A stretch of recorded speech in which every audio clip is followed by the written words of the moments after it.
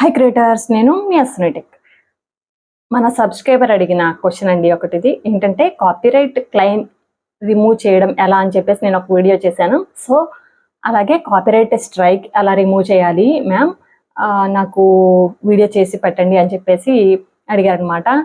జనరల్గా copyright claim అనేది మనకి వేరే వాళ్ళ మ్యూజిక్ యూజ్ చేసుకోవడం వల్ల వస్తుంది కదండి. వేరే వాళ్ళ మ్యూజిక్ యూజ్ చేసుకోవడం వల్ల వస్తుంది. బట్ దానివల్ల మన ఛానల్కి ఏ ప్రాబ్లం ఉండదు. ఎందుకంటే మనం ఏ మ్యూజిక్ అయితే యూజ్ చేసుకున్నామో ఆ మ్యూజిక్ ఓనర్కి మన రెవెన్యూ వెళ్ళిపోతుంది అనమాట. ఆ మ్యూజిక్ పార్ట్ రెవెన్యూ వరకు వెళ్ళిపోతుంది. లేదంటే మనం కాపీరైట్ మ్యూజిక్ని జస్ట్ మ్యూట్ ఆప్షన్లో పెట్టచ్చు, లేదంటే రిమూవ్ చేసేయచ్చు, లేదంటే రీప్లేస్ ఆ మ్యూజిక్ని వేరే మ్యూజిక్తో, ఫ్రీ మ్యూజిక్తో రీప్లేస్ చేసి మనం కాపీరైట్ క్లెయిమ్ అనేది రిమూవ్ చేసేయచ్చు అనమాట. సో మన ఛానల్కి దానివల్ల ఎటువంటి ప్రాబ్లం ఉండదు. మహా అయితే మనకు పాపులారిటీ వస్తుంది, బట్ రెవెన్యూ మాత్రం వేరే వాళ్ళకి వెళ్తుంది. ఆ మ్యూజిక్ రిలేటెడ్ రెవెన్యూ ఆ ఓనర్కి వెళ్తుంది అనమాట.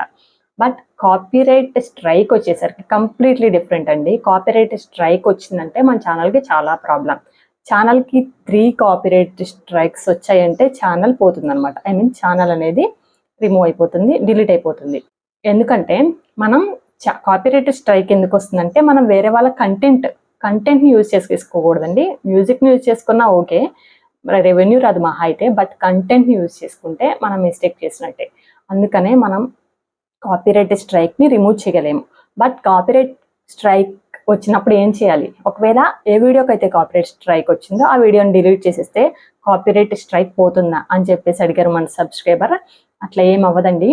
మనం వీడియో పోస్ట్ చేసిన తర్వాత ఒక్కసారి కాపీరైట్ స్ట్రైక్ వచ్చిందంటే మీరు వీడియో డిలీట్ చేసినా కూడా మన ఛానల్కి ఆ స్ట్రైక్ అలాగే ఉండిపోతుంది అనమాట. సో మనం ఏం చేయాలంటే అలాంటప్పుడు గూగుల్ క్రోమ్లోకి వెళ్ళి మనం డెస్క్టాప్ సైట్లో యూట్యూబ్ స్టూడియో యాప్ ఓపెన్ చేసినప్పుడు మనకి కాపీరైట్ స్కూల్ క్వశ్చన్స్ వస్తాయండి. వాటిని మనం ఒక 4-5 క్వశ్చన్స్ వస్తాయి. వాటికి మనం ఆన్సర్ చేస్తే మనకి కొంచెం బెటర్ అవుతుంది అనమాట. ఫ్యూచర్లో కూడా మనకి మానిటైజేషన్కి ఏ ప్రాబ్లం లేకుండా బెటర్ అవుతుంది అనమాట. సో మీరు ఏం చేస్తారంటే కాపీరైట్ స్కూల్ క్వశ్చన్స్ని ఆన్సర్ ఇవ్వండి. అప్పుడు మీకు కొంచెం బెటర్ అవుతుంది. మానిటైజేషన్కి బెటర్ అవుతుంది. కాపీరైట్ స్ట్రైక్ పోతుందని కాదు, 3 స్ట్రైక్స్ వచ్చాయంటే ఛానల్ పోయినట్టే అండి. ఒకసారి మీకు కాపీరైట్ స్ట్రైక్ వస్తే చాలా జాగ్రత్తగా ఉండండి. సెకండ్ స్ట్రైక్ రాకుండా చూసుకోండి. అలాగే మీ ఓన్ కంటెంట్ని మాత్రమే నమ్ముకోండి. వేరే కంటెంట్ని యూజ్ చేసుకుంటే ఈ రోజు రాకపోయినా రేపైనా వస్తుంది స్ట్రైక్. సో మీరు ఎంత కష్టపడి చేసి వేరే వాళ్ళ వీడియోని మీరు చేసినా కూడా దాని రిలేటెడ్ కష్టం, అది పడదాం వెతకడం ఇవన్నీ చేయాలి కదా. దాని బదులు మన ఓన్ కంటెంట్ని మనమే చేసుకుంటే అదొక సాటిస్ఫాక్షన్ ఉంటుంది. ప్లస్ ఎవరికి భయపడాల్సిన అవసరం లేదు. ఫ్యూచర్లో మన ఛానల్ ఏమవుతుందో అని టెన్షన్ పడాల్సిన అవసరం లేదు. అలాగే ఇలాంటి డౌట్స్ మీకు ఏమైనా ఉంటే తప్పకుండా కామెంట్ చేయండి. నా వీడియో కనుక మీకు నచ్చినట్లయితే please subscribe and support my channel friends. Thank you so much and thanks for watching.